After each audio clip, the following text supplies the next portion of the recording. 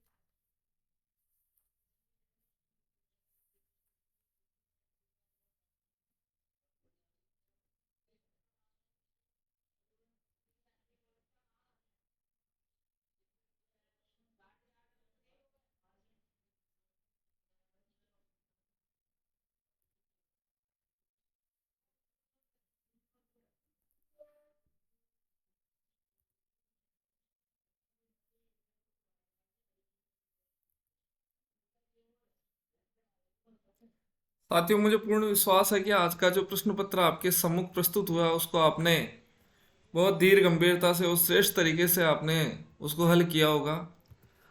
अब इसकी जो उत्तरमाला है वो आपके सामने मैं प्रस्तुत कर रहा हूँ। तो साथियों जो पहला प्रश्न है वो है कि महाकवियों की वाणी में वाचार से भिन्न प्रतीयमान कुछ भिन्न ही प्रकार की वस्तु है जो प्रतीत होने वाले अन्य गुणादि तत्वों से भिन्न सुंदरियों के लावण्य के समान अलंकार आदि से भिन्न रूप से प्रकट होती है, प्रकाशित होती है। इस प्रकार का जो कथन है वो स्वातियों ध्वनि सिद्धांत के जो प्रणेता है आनंदवर्धन इस प्रकार का वक्तव्य रखते हैं। तो आप ध्यान दें, ये जो कथन है वो अत्यंत प्रसिद्ध कथन है और इस प्रकार ये कथन की आवृत्ति की परीक्षा में अधिक संभावना रहती है। तो जो भी ये जो 6 सिद्धांत है उन 6 सिद्धांतों में आपके पाठ्यक्रम में जो सिद्धांत लगे हुए हैं उन सिद्धांतों के जो मुख्य व्याख्याकार है उनके कथनों को आप हिंदी एवं संस्कृत दोनों में ही भली भांति रूप से आप तैयार कर लें। साथ ही जो ध्वनि सिद्धांत है उसके जो प्रमुख सिद्धांतकार है ये चारों मम्मट, आनंदवर्धन, अभिनव गुप्त और विश्वनाथ चारों इसी से संबंधित है। तो ये भी आप ध्यान दें। तो विकल्प 2 सही है। दूसरा है साथियों, ये अत्यंत सामान्य सा प्रश्न है, प्रसिद्ध प्रश्न है, ध्वनि प्रस्थापक परमाचार्य किसे कहा जाता है। तो आप इस प्रकार से भली बात ही परिचित होंगे। ये जो कथन है, ये जो शब्द है वो किसके लिए प्रसिद्ध है, ये मम्मट के लिए प्रसिद्ध है। मम्मट को ध्वनि प्रस्थापक परमाचार्य के रूप में कहा जाता है क्योंकि इन्होंने इसको गौरवपूर्ण स्थान प्रदान करने का एक जो महती कार्य इन्होंने किया था। तीसरा है विद्यार्थियों की ध्वनि सिद्धांत के समर्थक आचार्यों का सही समूह कौन सा है। तो मैं आपको अवगत करा दूं। इस प्रकार के प्रश्नों में ध्वनि सिद्धांत में आप ध्यान दें, अलंकार सिद्धांत में ध्यान दें, रस सिद्धांत में ध्यान दें, उसके जो अनुयायी है, जो उसके समर्थक आचार्य है, उनका भी आप समूह ध्यान रखें। और इसके अतिरिक्त जो विरोधी आचार्य हैं, जो उसका विरोध करते हैं उस सिद्धांत का, उस समूह से भी आप भली भांति अवगत रहे। तो इसमें साथियों आप ध्यान रखिए, आनंदवर्धन, अभिनव गुप्त एवं मम्मट, ये जो तीनों आचार्य है वो ध्वनि सिद्धांत के बहुत ही प्रसिद्ध व्याख्याकार है। और इसके अतिरिक्त जो कुंतक है, कुंतक का यहाँ नाम आया, ये कुंतक और ये भट्ट नायक है।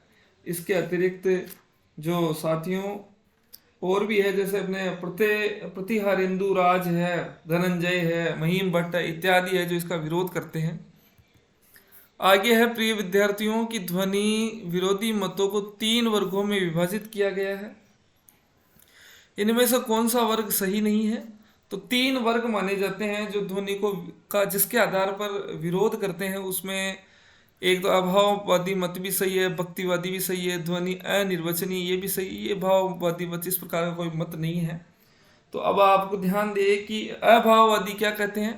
अभाववादी कहते हैं कि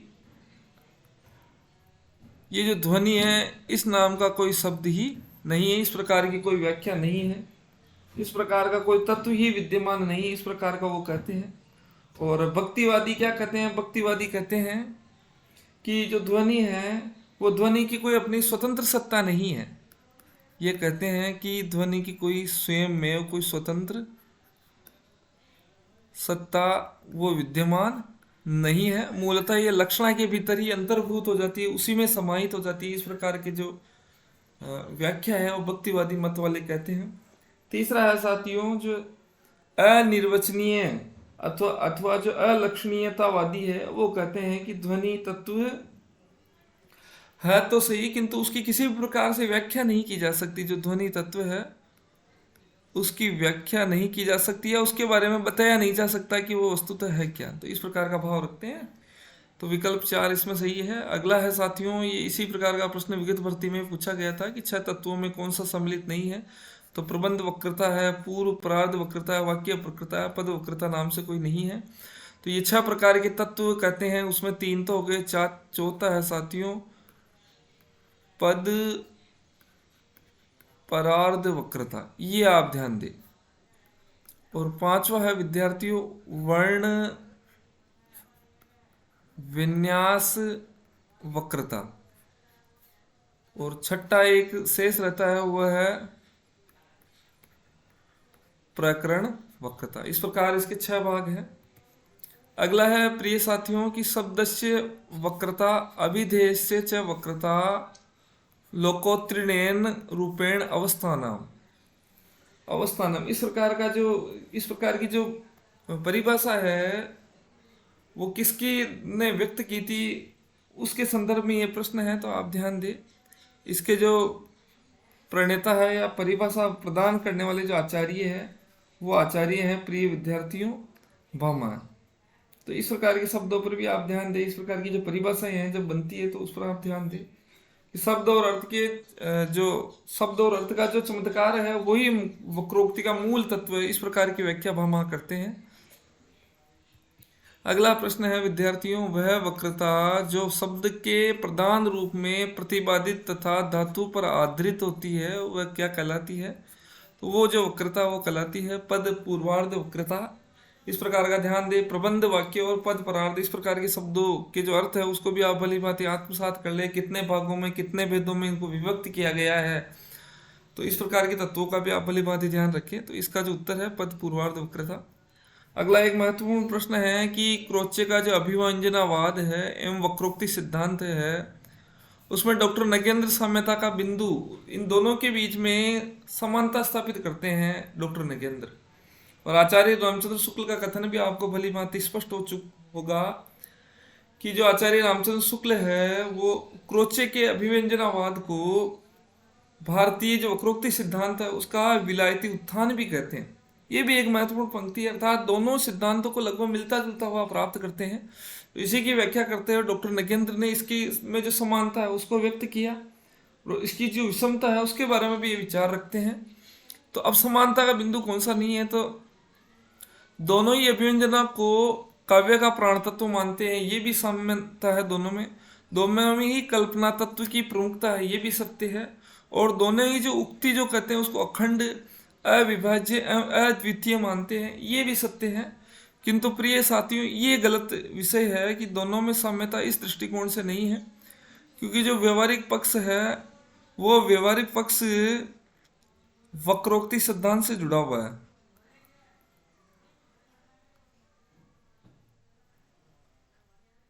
वक्रोक्ति सिद्धांत से जुड़ा हुआ है, जबकि जो क्रोचे है वो सैद्धांतिक पक्ष से जुड़ा हुआ। आप ध्यान दें,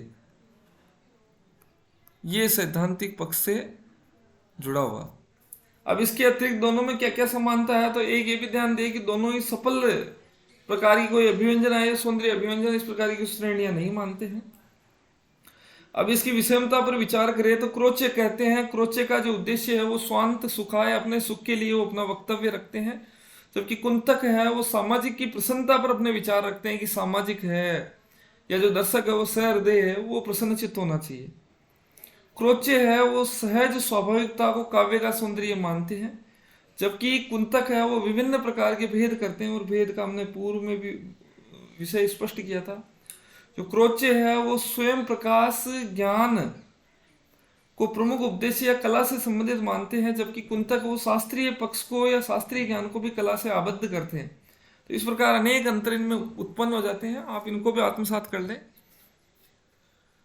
प्रश्न संख्या 9 है विद्यार्थियों की जो कुंतक है, कुंतक की जो क्रोक्ति की परिभाषा में उसमें वेदज्ञ भंगी भणिति ये 3 प्रकार के शब्दों का उपयोग करते हैं। उसमें जो भणिति शब्द है उसका अर्थ क्या है, तो ये अत्यंत सरल सा प्रश्न है, मेरे दृष्टिकोण से आपने सही किया होगा। भणिति का आशय है कथन शैली, और ये जो चमत्कार या चारुता या है इसका अर्थ है भंगी, ये भंगी से संबंधित है। और कुशल प्रतिभा संपन्न कवि कौशल का निर्माण, ये जो शब्द है ये है साथियों वेदज्ञ। ये वेदज्ञ के लिए उपयोग में हुआ, आप ध्यान दें। प्रश्न संख्या 10 है प्रिय विद्यार्थियों, काव्य शोभा करान धर्मान अलंकार प्रचक्ष थे। ये उक्त जो अलंकार के संदर्भ में महत्वपूर्ण परिभाषा किसके हमने प्रदान की थी, तो आपको भली भांति ध्यान होगा। काव्य की शोभा बढ़ाने वाले जो धर्म है, धर्म कारक है, वो अलंकार कहलाते हैं। इस प्रकार का जो परिभाषा है वो दंडी प्रदान करते हैं, ये भी आप ध्यान दें। अगला है कि जो विद्वान अलंकार से हीन शब्द और अर्थ को काव्य मानते हैं वो अग्नि को ही अनुष्णता शीतल क्यों नहीं मानते। इस प्रकार की जो गजब की टिप्पणी है वो किस विद्वान ने किसके विरोध में की थी, तो आप भली भांति आपको ध्यान होगा जयदेव ने मम्मट से की थी। जी हाँ साथियों, इसका जो उत्तर है वो है जयदेव ने इस प्रकार की टिप्पणी मम्मट से की थी। और इसका कारण है क्योंकि जो मम्मट है वो मम्मट कहते हैं प्रारंभ में अपने जो पुस्तक है उसमें काव्य प्रकाश में वो इंगित करते हैं कि अनलंकृति पुनः काव्य, अर्थात अलंकार है वो किसी भी काव्य के लिए अनिवार्य नहीं है, उसकी उपयोगिता नहीं है, अर्थात इसके बिना भी काव्य का निर्माण किया जा सकता है। तो उसकी विरोध में जो अलंकारवादी है जयदेव, वो कहते हैं इस प्रकार की टिप्पणी कि ये शीतल, फिर तो अग्नि को बिना मतलब उष्णता के ही अग्नि को बिना उष्णता के मान लिया जाए, इस प्रकार का विरोध करते हैं जयदेव कहते हैं। अगला है प्रिय साथियों कि भरत मुनि ने किन 4 अलंकारों का निरूपण किया, तो ये अत्यंत सरल सा प्रश्न है। उपमा, रूपक, दीपक और एमक, ये 4 अलंकार है उसका निरूपण करते हैं अपने नाट्य शास्त्र में। आत्मवादी संप्रदाय, तो आप ध्यान दें विद्यार्थियों, आत्मवादी संप्रदाय एक तो ध्वनि सिद्धांत है, वो अंदर से जो हृदय की भावना से जिसका उद्भूत होता है जो सिद्धांत, वो ध्वनि सिद्धांत है। और दूसरा अगर करें तो हम एक रस सिद्धांत, ये 2 आत्मवादी है, बाकी सभी बाहरी संप्रदाय के अंतर्गत आते हैं, वो आत्मवादी संप्रदाय के अंतर्गत नहीं आते। अभिधान प्रकार है विशेषाचालंकार है, अभिधान प्रकार है विशेषाचालंकार है। इस प्रकार की जो टिप्पणी है वो किसने की थी, तो आप इस टिप्पणी से आप भली भांति परिचित होंगे कि इस प्रकार का की जो परिभाषा है वो परिभाषा रुद्रट प्रदान करते हैं। शब्द और कथन की विशेष शैली को रुद्रट ने अलंकार कहा है, कथन एवं शब्द की विशेष शैली को रुद्रट है अलंकार कहते हैं। प्रश्न संख्या 15 विद्यार्थियों, हृदय गगन में धूमकेतु से पुण्य सृष्टि में सुंदर पाप, इसमें किसका चित्रण है, ये इस प्रकार के जो शब्द है वो किसके लिए व्याख्यायित हुए हैं, तो जो मनु है वो चिंता से ग्रस्त हो जाते हैं, वो तो चिंता सर्ग के अंदर चिंता के लिए कहते हैं कि चिंता है वो हृदय रूपी गगन में धूमकेतु से है। धूमकेतु जो पुच्छल जो तारा है उसके भांति है, क्योंकि अशुभ का संकेत प्रदान करता है पुच्छल तारा। और जो पुण्य जो सृष्टि का निर्माण उसमें होता है, उसमें जो सुंदर पाप है उस प्रकार का जो दृष्टिकोण है वो भी चिंता के लिए व्यक्त हुआ। तो आप ध्यान दें चिंता के लिए। प्रश्न 16 चिंता सर्ग में मनु ने चिंता के किन रूपों की चर्चा की, उसमें कौन सा रूप नहीं है। चिंता को आप ध्यान दें कि चिंता को बुद्धि भी कहते हैं, मनीषा भी कहते हैं, आशा भी कहते हैं। ये कहते हैं कि इस प्रकार के जो शब्द है वो चिंता के लिए इन्होंने प्रयोग में किया है मनु ने, क्योंकि कहीं ना कहीं चिंता से बुद्धि दीप्त होती है, मनीषा आशा जागृत होती है, ये प्रज्ञा शब्द है। इस प्रकार के शब्द का प्रयोग जो मनु है वो चिंता के लिए नहीं करते हैं। प्रश्न संख्या 17 है, अभाव की चपल बालिका, अर्थात इसका निर्माण है वो अभाव में होता है और बहुत चकोर प्रवृत्ति है इसकी, और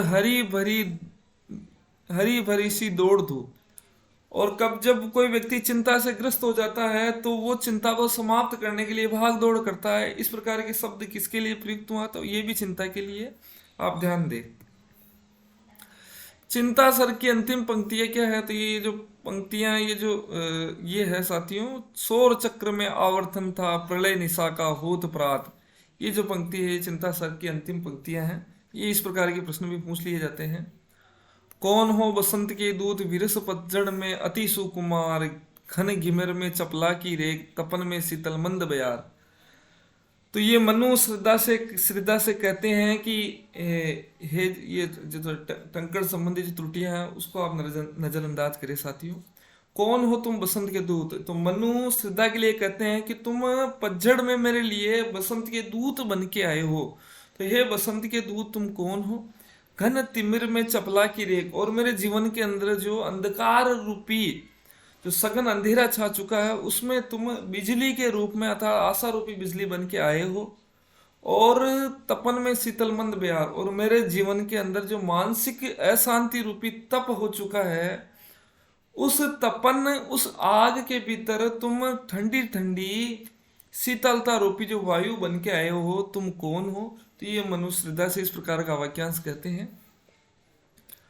जिसे तुम समझे हो अभिशाप, जिसे तुम समझे हो अभिशाप, जगत की ज्वालाओं का मूल, इसका वह रहस्य वरदान, कभी मत जाओ इसको बोलो। इस प्रकार के जो पंक्तियां है वो यहाँ जो ये जिसे शब्द आया है वो किसको इंगित कर रहा है, तो इसमें साथियों ये दुख के लिए है। इसका जो पूर्व वाला जो छंद है वो आप उसको पढ़ोगे तो उससे आप भली भांति आप समझ जाओगे इस किसके लिए इंगित हुआ। वैसे आप में से बहुत सारे विद्यार्थी ने इसको काम भी किया होगा, किंतु इसके जो दो छंद है उसको आप पढ़ें, उससे आपको ध्यान पड़ जाएगा कि इसका जो उत्तर है वो दुख होना चाहिए। जिसे तुम समझते हो अभिशाप, अर्थात तुम को जो अभिशाप के भांति समझ रहे हो वो जगत की ज्वालाओं का मूल है। उसको जो जगत की जो समस्या है उसका मूल समझ रहे हो, वस्तुतः वो ईश्वर का एक वरदान है, इसको तुम कभी मत बोलो। इस प्रकार के का अर्थ है इससे जो परिणित हो रहा है विद्यार्थियों। साथियों चैनल से जुड़े, इसको पसंद करें, टिप्पणी करें, साथियों में साझा करें। और जी ये पीडीएफ है वो आपको अति शीघ्र ही उपलब्ध हो जाएगी। जब ऐप का निर्माण अति शीघ्र बन जाएगा तब उस पर आपको ये उपलब्ध हो जाएगी। इसीलिए आप निश्चिंत रहें और इससे जुड़े रहें। और इसके विस्तृत पाठ्यक्रम से जुड़ने के लिए मेरे टेलीग्राम चैनल पर जुड़े, साथियों में साझा करें। साथियों आप सभी को शुभकामनाएं, नमस्कार।